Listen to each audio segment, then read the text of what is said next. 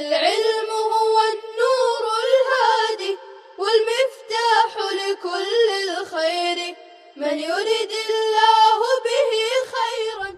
بسم اللہ الرحمن الرحیم اللہم صلی وسلم وبارک علی سیدنا مولانا محمد وآلہ وصحبہ اجمعین. اما بعد، باب الشروط التي لا تحل فی النکاح.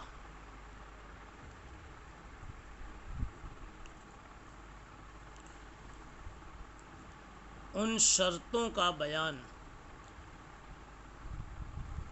جو نکاح میں حلال نہیں ہے.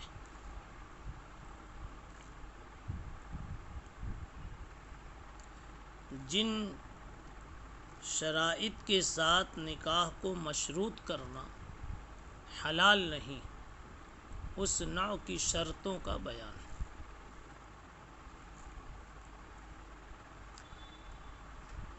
پچھلے درس میں آپ کو یہ بات بتلائی گئی تھی کہ شرطیں 3 قسم کی ہیں. قسم اول وہ شرطیں جو قرآن و حدیث سے ثابت تھے. مثلا عورت شرط لگائے امساک بالمعروف یا تصریح بالاحسان کی کہ مجھ کو اپنے نکاح میں رکھنا، تو جب تک رکھنا اچھی طرح رکھنا، عزت کے ساتھ رکھنا، اور جب کبھی چھوڑنے کی یا مفارقت کی نوبت آ جائے تو عزت کے ساتھ چھوڑنا.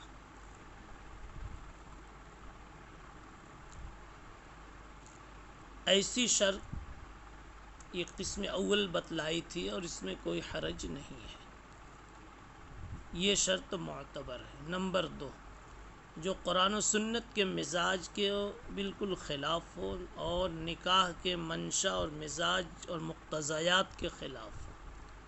مثلا جس عورت سے آپ شادی کرنا چاہتے ہیں وہ اس قسم کی کوئی شرط لگائے کہ تم اپنی بیویوں میں سے فلاں بیوی کو چھوڑو، یا ایک بیوی جو پہلے سے ہے اس کو پہلے طلاق دو، اس قسم کی وہ بات کرے، ایسی اس کی شرط معتبر نہیں ہوگی. نمبر 3، ایسی کوئی شرط لگانا جس میں زوجین میں سے کسی ایک کا نفع ہو، دوسرے کا ضرر نہ ہو لیکن کسی ایک کا نفع اس میں ہو. اس میں اختلاف تھا اور اس سے پہلے اس کو بتایا جا چکا. امام بخاری رحمۃ اللہ علیہ کا منشا یہ تھا کہ اگر ایسی کوئی شرط ہے جس میں صرف شوہر کا کوئی حق تھا اور اس نے قبول کر لیا تو قبول کر لینے سے وہ شرط معتبر ہو گئی اور اس کا وہ حق باطل ہو گیا. آج کے عنوان کا حاصل ہے انہی 3 قسموں میں سے وہ درمیان والی قسم کو بیان کرنا کہ جو شرطیں نکاح کے مزاج اور نکاح کے مقتضیات سے بالکل الگ تھلگ ہیں، ایسی شرطوں کا لگانا درست نہیں ہے. چنانچہ اسی کے لیے فرماتے ہیں الشروط التی لا تحل فی النکاح، وہ شرطیں جن کو لگانا نکاح میں جائز نہیں ہے. وقال ابن مسعود لا تشترط المرأة طلاق اختها، اخت سے مراد یہاں سوکن ہے، اس لیے کہ اخت کا معنی یہاں بہن کے معنی میں صحیح نہ ہوگا. شرط نہیں لگائے گی کوئی عورت اپنی سوکن کے طلاق کی، یعنی ایک آدمی کے پاس، ایک مرد کے پاس 1 یا 2 3 پہلے سے رشتے موجود ہیں، یعنی بیوی موجود ہے. اب ایک اور اس پر اضافہ کرنا چاہتا ہے کہ یہ نئی والی یہ شرط لگائے کہ اپنی بیویوں میں سے ایک فلاں کو تم نکال دو، یا یہ کہہ دے کہ میری فلاں سوکن کو نکال دو جو سوکن میری بن جائے گی.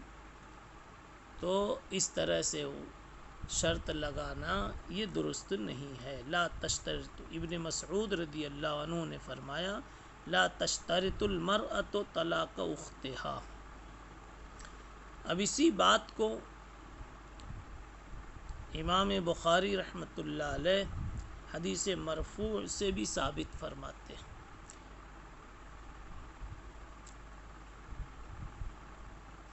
وقال ابن مسعود لا تشترط المرأة طلاق اختها وبه قال حدثنا عبید اللہ بن موسیٰ عن زکریا هو ابن ابی زائدہ عن سعد بن ابراہیم عن ابی سلمہ عن ابی ہریرۃ عن النبی صلی اللہ علیہ وسلم قال لا يحل لامرأة تسأل طلاق اختها لتستفرغ صحفتها فإنما لها ما قدر لها۔ نبی پاک صلی اللہ علیہ وسلم نے ارشاد فرمایا کسی انسان کے لیے، کسی خاتون کے لیے حلال نہیں ہے کہ وہ اپنی بہن کے طلاق کا سوال کرے، تقاضا کرے۔ میں نے کہا یہاں اخت بول کر کے سوکن مراد ہے، اس لیے کہ ایک بہن نکاح میں ہے تو دوسری بہن تو اس نکاح میں آ سکتی نہیں، اس لیے یہاں بہن، اخت کا لفظ بہن کے لیے استعمال نہیں ہے، سوکن کے لیے استعمال ہے۔ فرمایا حضور پاک صلی اللہ علیہ وسلم نے کسی عورت کو اپنے خاوند سے، اپنے شوہر سے یہ کہنا ٹھیک نہیں ہے کہ اس کی سوکن کو طلاق دے دے، تاکہ اس کے حصہ کا پیالہ بھی یہ خود ہی اڈیل لے، لتستفرغ صحفتہا، تاکہ اس کے حصے کا پیالہ بھی یہ خود ہی استعمال کر لے اور اپنے اندر میں اڈیل لے۔ مراد یہ ہے کہ شوہر سے ازدواجی رشتے کی بنیاد پر جو چیزیں ملنے والی ہیں، مجامعت ہے، قبلہ ہے، اس قسم کی جو خوراک ملنے والی ہے، وہ اس غذا کو، اس خوراک کو وہ اپنے لیے خاص کر لے۔ اس کے لیے وہ چاہتی ہے کہ وہ پچھلی بیوی کو طلاق دے دے۔ تو آپ نے فرمایا لا یحل لامرأۃ، کسی خاتون کے لیے ایسی درخواست کرنا، ایسا تقاضا رکھنا یہ حلال نہیں ہے۔ فإنما لها ما قدر لها، اس کی تقدیر میں جو کچھ لکھا ہے وہ اس کو مل کر رہے گا۔ بہرحال مصنف علام امام بخاری رحمۃ اللہ علیہ اس سے یہی ثابت کرنا چاہتے ہیں کہ عورت کا اس قسم کی شرط لگانا باطل ہے۔ اگر اس قسم کی شرط لگائے اور نکاح کرتی ہے تو یہ شرط باطل ہوگی اور نکاح صحیح ہو جائے گا، اس لیے کہ شرط فاسد سے شرط غیر معتبر ہو جاتی ہے، کل عدم ہو جاتی ہے، نکاح اپنی جگہ صحیح ہوتا ہے۔ السفرہ، باب السفرہ للمتزوج۔ متزوج کہا، متزوجہ نہیں کہا، اشارہ ہے کہ دلہا کو زرد رنگ لگانا جائز ہے۔ دلہا کو، اور متزوج کا لفظ بتا رہا ہے کہ شادی اور تزوج کے موقع پر اس کو زرد رنگ کے استعمال کی اجازت ہے۔ وَرَوَاهُ عبد الرحمن بن عوف عن النبی صلی اللہ علیہ وسلم۔ اس مسئلے میں عبد الرحمن ابن عوف رضی اللہ عنہ کا قصہ مشہور ہے جس کو انہوں نے بیان کیا۔ اس باب سے جو مقصد ہے صرف اتنا ہے کہ شادی کے موقع پر اظہار خوشی و مسرت کے لیے زرد رنگ کا استعمال مردوں کے لیے بھی جائز ہے، عورتوں کے لیے تو جائز ہی ہے، مرد کے لیے بھی جائز ہے۔ بہی قال حدثنا عبد اللہ بن یوسف قال اخبرنا مالک عن حمید الطویل عن انس بن مالک رضی اللہ عنہ ان عبد الرحمن بن عوف جاء الى رسول اللہ صلی اللہ علیہ وسلم وبه اثر صفرۃ فسأله رسول اللہ صلی اللہ علیہ وسلم فأخبره أنه تزوج امرأة من الأنصار قال كم سقت إليها قال زنة نواة من ذهب قال رسول اللہ صلی اللہ علیہ وسلم اولم ولو بشاة.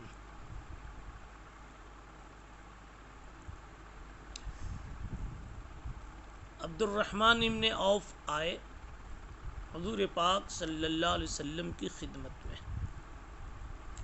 ان پر زردی کا نشان تھا. وہ بہی اثر و سفرہ، یہی محل ترجمہ ہے، محل استشہاد ہے، اور اسی کو مناسبت خاصہ حاصل ہے ترجمۃ الباب سے.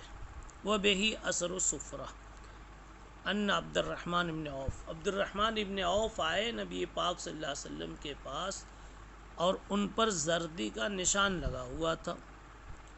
آپ نے اس کی وجہ پوچھی. پوچھنے کی وجہ بھی یہی ہوئی کہ عام حالات میں لوگ زردی استعمال مرد لوگ نہیں کیا کرتے تھے، لیکن انہوں نے استعمال کیا شادی کی خوشی کے اظہار کے لیے. تو انہوں نے بتایا کہ انہو تزوج امرأۃ من الانصار، انہوں نے ایک انصاری عورت سے شادی کی. مختصر یہاں پر روایت ہے، مگر آگے یہ ہے کہ پھر آپ نے پوچھا کم سقت، تم نے اس عورت کو کیا دیا؟ کم سقت الیہا، مہر میں اس خاتون کو تم نے کیا دیا؟ انہوں نے کہا گٹھلی کے برابر سونا دیا، گٹھلی کے برابر میں نے سونا دیا. آپ نے فرمایا پھر ولیمہ بھی کرو، خواہ ایک بکری کا ہی گوشت کیوں نہ ہو، ولیمہ بھی کرنا پڑے گا ولو بشاۃ.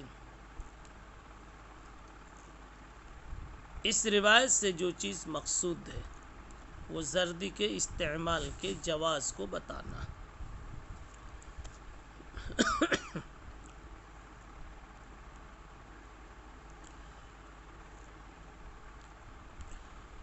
دوسرا باب ہے بابن بہی قال حدثنا مسدد قال حدثنا یحیی عن حمید عن انس قال اولم النبی صلی اللہ علیہ وسلم بزینب فاوسع المسلمین خبزا فخرج کما یصنع اذا تزوج فاتى حجر امہات المؤمنین یدعو ویدعون ثم انصرف فرأى رجلین فرجا لا ادری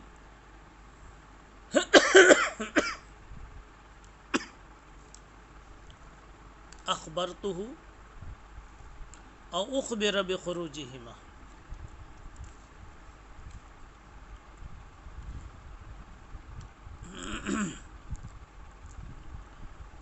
روایت کا ترجمہ پہلے سماعت کریں. سرکار دو عالم صلی اللہ علیہ وسلم نے ام المومنین حضرت زینب کا ولیمہ کیا. اولم النبی صلی اللہ علیہ وسلم بزینب، یہ حضرت زینب بنت جحش، زینب نام کی حضرت زینب بنت خزیمہ بھی تو آپ کے نکاح میں تھی. یہ واقعہ زینب بنت جحش کی شادی کا ہے کہ حضرت زینب بنت جحش کا ولیمہ کیا، مسلمانوں کو خوب فائدہ پہنچایا. پھر جیسے آپ کی عادت تھی کہ نکاح کرنے کے بعد آپ باہر تشریف لے آئے، دوسری بیویوں کے حجروں میں بھی آئے، انہیں دعا دینے لگے. پھر واپس حضرت زینب کے حجرے میں گئے، وہاں دو آدمی ہیں، آپ لوٹ گئے. فرآ رجلین نے وہاں دیکھا کہ دو آدمی ہیں. فرجع، آپ لوٹ گئے. لا ادری، مجھے یاد نہیں. حضرت انس کہتے ہیں کہ مجھے یاد نہیں کہ میں نے یا کسی اور نے آپ کو اطلاع دی کہ اب دونوں آدمی چلے گئے، اس وقت آپ پھر تشریف لے آئے۔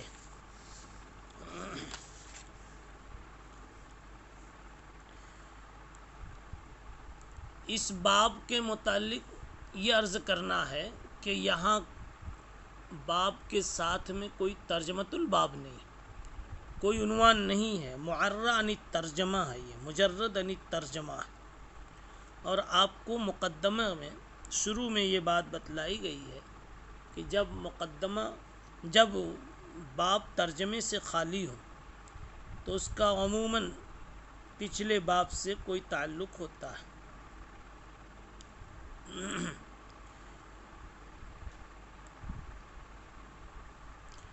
یہاں صحیح بات یہ ہے کہ اس کا تعلق بھی پچھلے باب ہی سے ہے۔ پچھلے باب اصل ہے، یہ اس کے لیے مثل فصل کے ہے۔ یہاں پر ام المومنین حضرت زینب بنت جحش کی شادی کا واقعہ ذکر کر کے امام بخاری اس بات کو بتلا رہے ہیں کہ شادی کے موقع پر زردی لگانا کوئی ضروری واجب نہیں، کیونکہ حضرت زینب کے واقعے میں زردی کا ذکر نہیں۔ اب پیچھے کے باب سے مناسبت ہوگی کہ پچھلے باب میں زردی کی اجازت تھی اور یہاں زردی کا کوئی تذکرہ نہیں، تو پتہ چلا کہ وہ اجازت جواز ہی کے درجے میں ہے، وجوب کے درجے میں نہیں ہے۔ تو گویا وہاں پہلے باب سے اباحت کو بتانا تھا اور یہاں عدم وجوب کو بتانا ہے۔ حضرت زینب کے واقعے میں یا کہیں کوئی زردی کا ذکر نہیں، لہذا بات سمجھ میں آ گئی کہ اس باب کو بھی پچھلے ہی باب سے مناسبت ہے کہ ہر دلہن کو اظہار خوشی میں کلر استعمال کرنا کوئی ضروری نہیں ہے۔ سبحان اللہ وبحمدہ۔ السلام عليكم، لا تنسوا الاعجاب بالفيديو والاشتراك في القناة تشجيعا لنا لنستمر بنشر المزيد إن شاء الله.